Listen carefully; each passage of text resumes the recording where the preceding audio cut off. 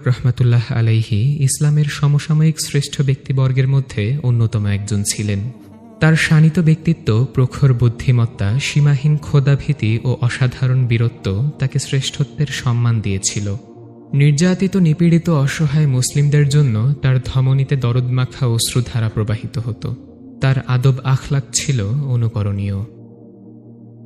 একবার আবদুল্লাহ ইবনে মুবারক রহমাতুল্লাহ আলাইহি হজের উদ্দেশ্যে বের হলেন। তিনি তার সঙ্গীসহ অনেকগুলো পাখি নিয়ে যাত্রা শুরু করলেন। বিভিন্ন শহর বন্দর পার করে তিনি কাফেলা নিয়ে কাবার পথে এগিয়ে যাচ্ছেন। যাওয়ার পথে তাদের কাফেলার একটি পাখি মারা গেল। আবদুল্লাহ ইবনে মুবারক রহমাতুল্লাহ আলাইহি পাখিটিকে একটি ডাস্টবিনে ফেলে দেওয়ার নির্দেশ দিলেন। তার কাফেলার সাথীরা পাখিটিকে একটি ডাস্টবিনে ফেলে দিয়ে সামনে এগোতে থাকল, আর তিনি সবার পেছন পেছন চলতে থাকলেন। তিনি যখন ডাস্টবিনের একদম কাছে চলে আসলেন, তখন পাশের একটি